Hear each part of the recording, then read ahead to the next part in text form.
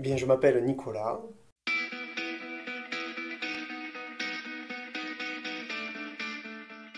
Je me décrirai d'abord d'un point de vue presque professionnel parce que je crois que mon métier, mes activités professionnelles sont en lien direct et déterminent en fait qui je suis.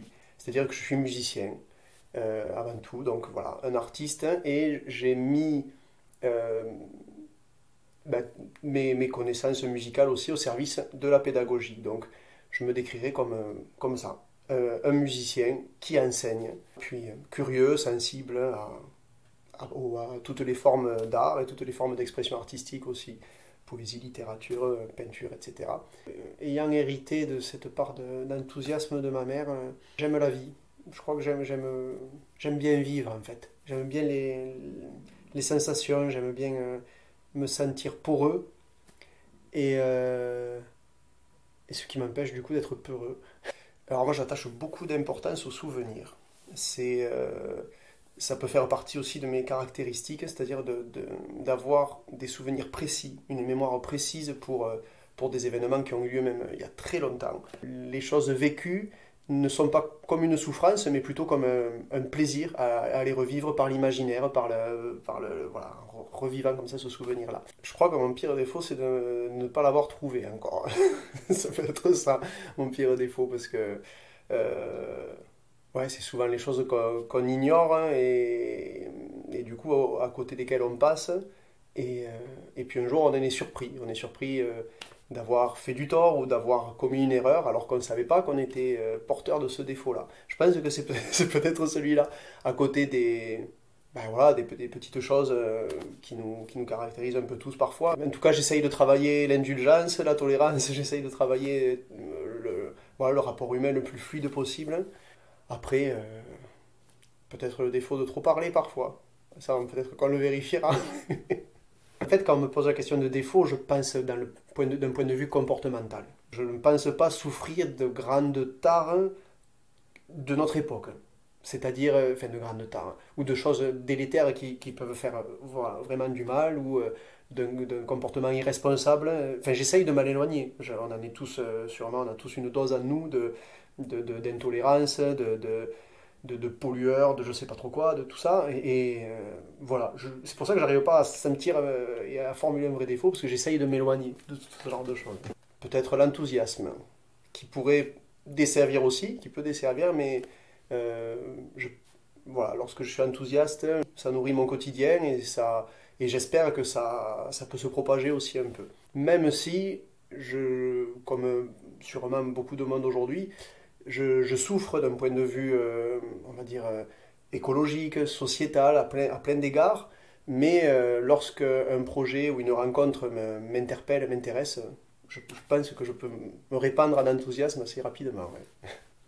Peut-être une forme d'aveuglement, voilà. C'est-à-dire que euh, on est en train de vivre une époque où euh, l'individu est glorifié par son pouvoir d'achat, par sa façon de consommer, et, et réduit parfois, on se retrouve tous réduits parfois à être aveugle, quoi. Et c'est plus sur une grande autoroute humaine, mais c'est juste un petit sentier qui fait qu'on a des œillères parfois.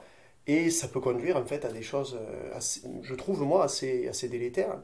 Et cet aveuglement-là, c'est pas évident de trouver les moyens de s'en sortir et de faire un peu la lumière partout. Donc ouais, ça me rend triste hein, parfois. Ce qui peut me rendre triste aussi, c'est le mal qu'on peut faire à un individu. C'est-à-dire quand on s'attaque à un groupe, euh, quand une institution, ou peu importe, est mise à mal ou est dénoncée, soit ça passe, hein, on en discute, on voit d'un point de vue citoyen aussi, d'un point de vue une assemblée, quoi, on peut arriver à en débattre. Lorsque un individu, pour X ou Y raison, est stigmatisé et mis à mal, là aussi ça peut me rendre triste, oui, parce que le moyen de défense est pas adéquat par rapport à la masse ou ce genre de choses.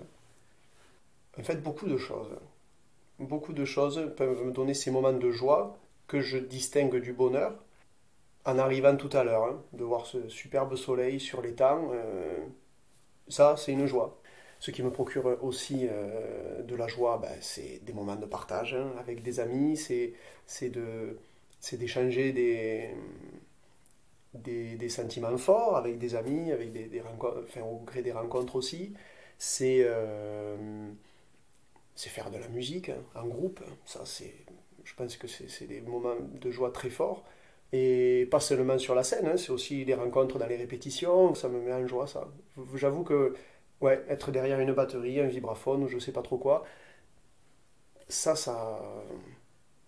ben, c'est là que je suis le mieux en fait. C'est là que je me sens le mieux. Comme je suis aussi passionné d'ornithologie, de nature, d'observation de nature, c'est là, dans quelques mois, redécouvrir les premiers migrateurs qui vont arriver et les revoir dans ma jumelle, il y a un sentiment de joie, quoi. Je me sens ouais, vibrer, quoi. Voilà. Et la joie, c'est juste une vibration, hein, c'est un moment de vibration. Je le perçois comme ça. La musique, comme je l'ai dit, mais les musiques, en fait. Je suis sensible à plusieurs formes d'expression musicale, plusieurs genres musicaux. Et je suis très très très heureux de ça en fait. Et on a la chance de vivre cette époque-là où en fait tous les genres musicaux sont décloisonnés. Ça me passionne. Ça me passionne de faire se rencontrer des genres musicaux, de faire en sorte que dans un même concert, on puisse convoquer plusieurs styles de musique, plusieurs langages. Et pareil dans ma pédagogie, de faire référence sans entrave à n'importe quel style de musique parce qu'on a besoin de telle notion musicale, telle notion technique et qu'il n'y a aucune raison de se priver de reggae pour faire entendre un contretemps ou de se priver d'une symphonie de Mozart pour faire entendre ce que c'est qu'une phrase musicale, une respiration, etc., ou une cadence. J'ai un instrument qui s'appelle la percussion, c'est-à-dire même au singulier, parce que ça regroupe une famille très large. Alors, j'ai commencé par la batterie et je continue à jouer aujourd'hui beaucoup de batterie. Voilà, c'est un instrument que j'affectionne beaucoup. Et je prends énormément de plaisir aussi à jouer des claviers, du marimba, du vibraphone, du xylophone aussi. Et la percussion, donc en plus d'être riche en termes de nombre d'instruments, elle est aussi dans son utilisation dans plein de genres musicaux. C'est pareil, une chance énorme aussi, c'est à la fois dans mes activités, à la fois de faire du jazz à la batterie, musique du monde au vibraphone par exemple, ou jazz aussi, de faire de la chanson française encore à la batterie, mais il y a aussi l'activité en orchestre, l'orchestre symphonique. Je prends beaucoup de plaisir à jouer du triangle, des cymbales, des timbales, de la grosse caisse, de la caisse claire, enfin voilà, tout ça, ça me plaît beaucoup, et donc ce sont des instruments que je pratique aussi. La musique, la musique par son travail m'a apporté une rigueur que je n'avais pas étant enfant, donc une rigueur dans le travail, dans le processus d'avancement du travail aussi, une richesse de rencontres extraordinaire qui est inépuisable et qui va encore se poursuivre. Et ben, comme j'aime souvent le dire, un apaisement en fait. Parce qu'en général, les choses se passent plutôt bien, de mon point de vue en tout cas. Ce que ça m'apporte après, ben, ça m'apporte encore au quotidien de côtoyer la jeunesse. Et ça, je crois que ça n'a pas de prix parce que c'est d'une vie qui est tout le temps, ça fourmille, quoi, ça pétille en permanence. Les enfants sont curieux, sont très très demandeurs. Et j'adore rire avec eux, quoi. Alors, ce qui me passionne aussi, et, en termes de temps passé, d'occupation de l'esprit, c'est l'ornithologie. Donc la nature au sens large, mais principalement l'étude et l'observation des oiseaux. C'est quelque chose d'assez contraignant. On ne peut pas juste y aller en dilettante en disant je vois l'oiseau, je ne le vois pas. Donc voilà, offrir le maximum de chances. Donc ça m'apporte cette forme de rigueur aussi. Voilà. Et malgré tout, parfois de pouvoir vraiment me poser, de dire, ah ben, tiens, là sur ce site, je vais passer des heures sans réfléchir. Et je vais observer tout ce qui se passe. Et ça m'apporte en fait d'avoir un rapport au temps qui est autre. Une troisième chose, parce que ça c'est un peu plus récent dans ma vie aussi, mais la culture, qu'est-ce qui fait qu'un individu porte en lui une culture? En ce qui me concerne, en parlant de mon enfance aussi, ben, je me sens un enfant occitan dans le sens où je suis imprégné d'expressions, de mots qu'on utilise aussi, et je me rends compte en apprenant depuis quelques années l'occitan, en essayant de le parler, qu'en en fait il y a énormément d'expressions et de mots qu'on utilisait couramment et qui sont directement occitans. Et c'est une langue, c'est déjà beaucoup, mais ce n'est pas que ça. c'est une culture qui va avec, c'est-à-dire un humour, une façon de voir la vie, de voir la mort, de l'interaction entre les gens, qui n'est pas la même.